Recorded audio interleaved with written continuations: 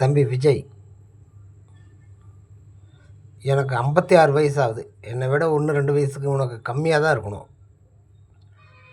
இந்த முகாம்லாம் இப்படி வேர்த்து விழுதுன்னா வேலை செஞ்சு களைச்சி போய் இப்போ வந்திருக்கேன். என் மனசில் தோணுன்னு சொல்கிறேன்னு நினைக்கிறேன். டாஸ்மாக் ஒயின் ஷாப் நானும் குடிகாரன் தான். இப்போ கூட ஒரு கோட்டை குடிச்சிருக்கேன். அதுக்கு மேலே குடிக்க மாட்டேன். என்கிட்ட வசதி இல்லை, உடம்புல பலமும் இல்லை. டாஸ்மாக் ஒயின் ஷாப்பை பற்றி சொன்னேன்ல, டாஸ்மாக் ஒயின் ஷாப்பு அம்மா ஜெயலலிதா பீரியடில் வந்து கவர்மெண்ட்டு வசம் ஆக்கினாங்க. அப்போ வந்து நான் ஒயின் ஷாப்பில் வந்து சேல்ஸ்மேன். எங்கள் அப்பா வந்து பாரில் கடை வச்சுருந்தாங்க. முகடஞ்சாவடி, சங்ககிரி, சேலம் டிஸ்ட்ரிக்ட் சங்ககிரி தாலுக்கா முகடஞ்சாவடி. அங்கே வந்து கடை வச்சுருந்தோம், மலர் ஒயின்ஸ். புண்ணியவானுங்க ஒரு 5-6 பேர் எங்களுக்கு வாழ்க்கை கொடுத்தாங்க. அதை வச்சு நாங்கள் பிழைச்சோம். என் தங்கச்சிக்கு கல்யாணம் பண்ணோம், நான் கல்யாணம் பண்ணேன், எங்கள் அண்ணன் கல்யாணம் பண்ணான். அந்த ஒயின் ஷாப்பு பாரில் வந்து 2 ரூபா தான் தண்ணி பாயிட்டு. ஒரு கிளாஸு 1 ரூபா, 1 ரூபா கூட இல்லைன்னு நினைக்கிறேன். 1 ரூபா.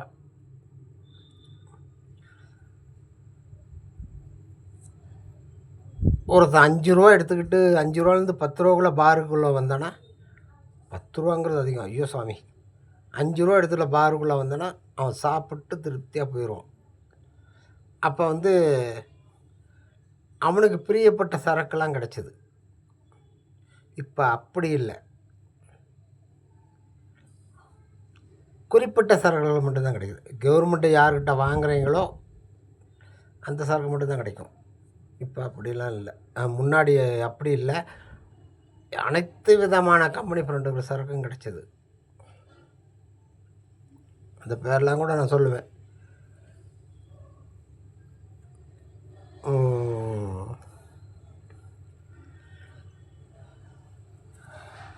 நியாயமாக இப்போ கூட நீங்கள் வந்து ப்ரைவேட்டு கொடுறேன்னு சொல்கிறீங்க. அந்த அப்போ எப்படி இருந்தோ அது மாதிரி விட்டிங்கன்னா நல்லது தான். ஊருக்கு ஒரு கடை 2 கடை இருக்கும்.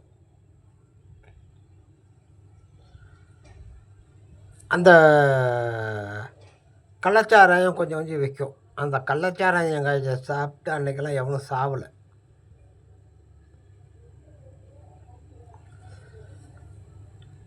எனக்கு இந்த கவர்மெண்ட்டு கடைன்னு வந்து ஊருக்கு 4 கடை 5 கடை திறந்து ஸ்கூல் பசங்களை உட்பட குடிக்க வச்சிட்டிங்க. தம்பி, நான் ஒன்றும் சொல்லலை. முன்னாடி இருந்த ஆட்சியாளர்கள் அம்மா செய்தது கவர்மெண்ட்டுக்கு வருமானம் வரும்னு, ஆனால் அதை தப்பான வழிமுறையில் அந்த அம்மா கவர்மெண்ட்டில் இருந்த ஆளுங்களும் சரி, ஐயா ஸ்டாலின், ஐயா கருணாநிதி அவர்கள், அவங்க ஆட்சியில் இருந்தவங்களும் சரி, தற்சமயம் எனது மதிப்புக்குரிய, அப்படி தான் சொல்லணும், எனது மதிப்புக்குரிய ஸ்டாலின் அவர்கள், இப்போது நீங்கள் உங்கள் ஆட்சியை பற்றி இன்னும் முழுசாக எங்களுக்கு தெரியல, என்ன நடக்கும் ஏதுன்னு. ஒவ்வொன்றா நடந்துக்கிட்டு இருக்குது. இப்போ தான் ஒரு 3-4 மாதம்தான் ஆகுது. இந்த எல்லா ஆட்சியிலையும் டாஸ்மாக் வச்சு எப்படி நம்ப வாழலாம் அப்படின்னு தான் நினச்சிருக்கானுங்க. மக்களை எப்படி காப்பாற்றலாம் அப்படின்னு நினைக்கல. இதை வச்சு இலவசம் இலவசம் இலவசம். குடிகாரன் 50 ரூபாய்க்கு குடிக்கிறவனை வந்து 250 ரூபாய்க்கு, 200 150 ரூபாய்க்கு குடிக்க வச்சிங்க. 50 ரூபாய்க்கு குடிக்கிறவனை 150 ரூபாய்க்கு குடிக்க வச்சிங்க.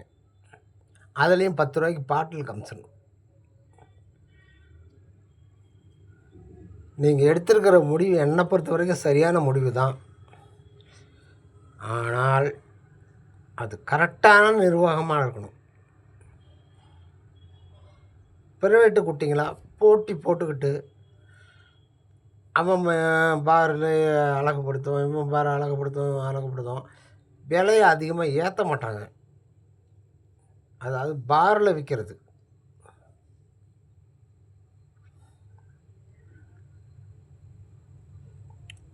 அப்புறம் இன்னொரு பிரச்சனை, இந்த டாஸ்மாக் பிரச்சனை அப்படியே விட்டுறேன். இது எனக்கு ஒரு தெரிஞ்சதை நான் சொல்லிடுறேன், அவ்வளோதான். சொல்லிட்டேன். இன்னொரு பிரச்சனை, பெரிய பெரிய கோடீஸ்வரனுங்க இஎம்ஐ அப்படின்னு கொடுத்து எங்களை மாதிரி ஏழைங்களை வெறும் ஒரு ப்ரைவேட் கம்பெனியில் ஒரு சேலரி அக்கௌண்ட் வாங்குறவங்கள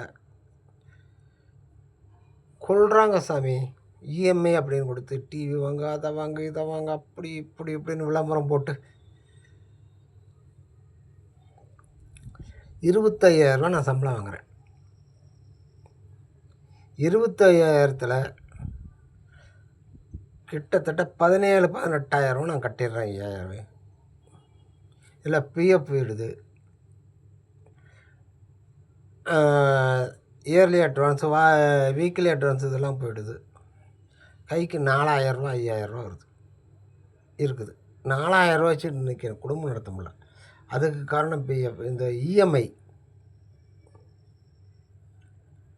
அதிகமான வட்டி.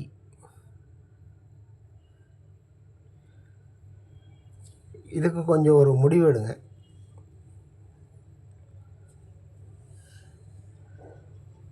அப்புறம் இன்னொரு கோரிக்கை, என் ஒய்ஃப் ஹேண்டிகேப்டுங்க. அதனால் ஐயா ஸ்டாலின் அவர்கள் ஆட்சி காலத்தில், அதாவது ஒரு 4-5 மாதத்துக்கு முன்னாடி, எனக்கு 1 வருஷத்துக்கு முன்னாடி, 1.5-2 வருஷத்துக்கு முன்னாடி எனக்கு ஒரு வண்டி கொடுத்தாங்க. எனக்கு இல்லை, என் ஒய்ஃபுக்கு. அந்த வண்டி எனக்கு கிடைக்குமா கிடைக்காதா தெரியல. அந்த வண்டி கிடச்சா என் ஒய்ஃபு ஏதோ ஒரு வியாபாரம் பண்ணுவாள். நான் ஒரு மாதம் ஒரு 25,000 சொன்னேன். அதில் எவ்வளோ போயிடுது அப்படின்னு சொன்னேன். எங்கள் குடும்பம் வாழும். என்னை நம்பி ஒரு பொண்ணு இருக்குது, ஒரு பையன் இருக்கேன். 2 பேர்த்தையும் கல்யாணம் பண்ணிட்டேன்.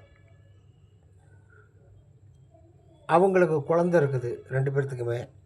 ஆனால் பேரன் பேத்தி வருவாங்கள்ல, அவங்களுக்கு ஒரு 10 ரூபா செலவு பண்ணுறதுக்கு என்கிட்ட வக்கு இல்லாமா. தயவு செஞ்சு இந்த வண்டிக்கு ஏற்பாடு பண்ணி கொடுங்க.